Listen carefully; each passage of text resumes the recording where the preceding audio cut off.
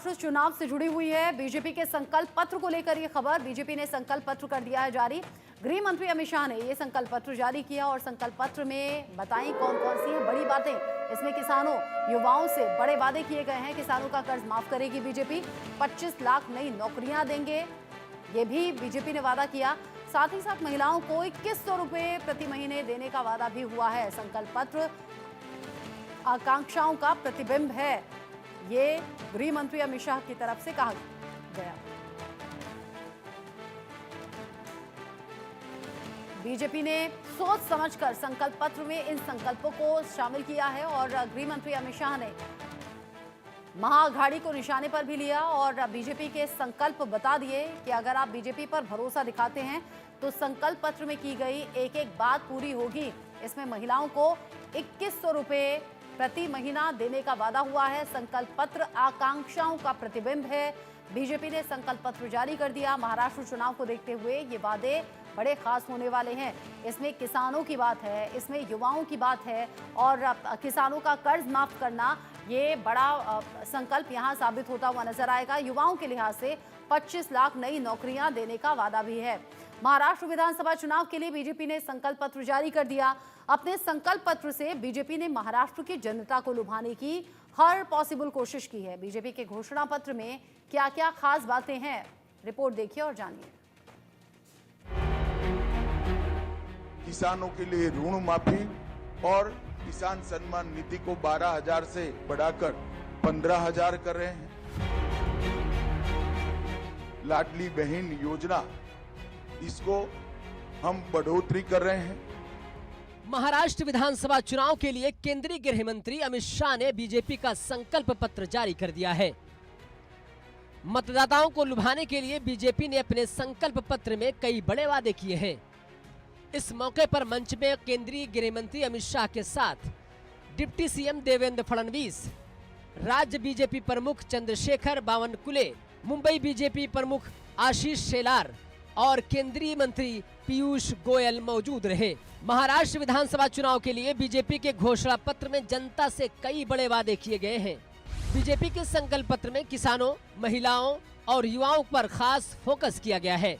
संकल्प पत्र जारी करते हुए अमित शाह ने कहा कि ये महाराष्ट्र की आकांक्षाओं का संकल्प पत्र है। इसमें किसानों का सम्मान और गरीबों का कल्याण है। इसके अंदर महिलाओं का स्वाभिमान भी है।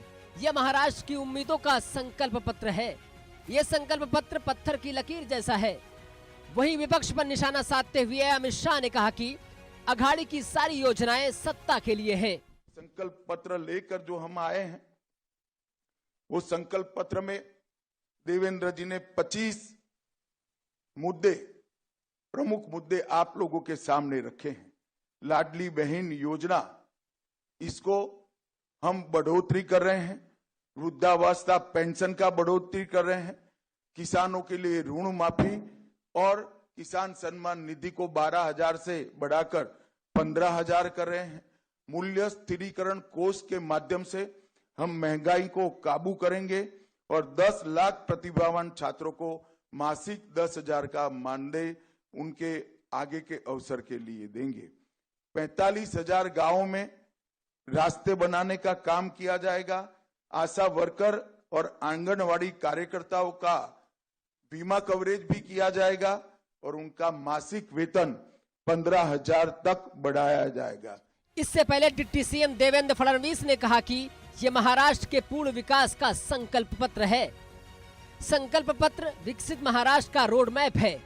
महाराष्ट्र की 288 विधानसभा सीटों के लिए 20 नवंबर को वोट डाले जाएंगे और नतीजे 23 नवंबर को घोषित किए जाएंगे।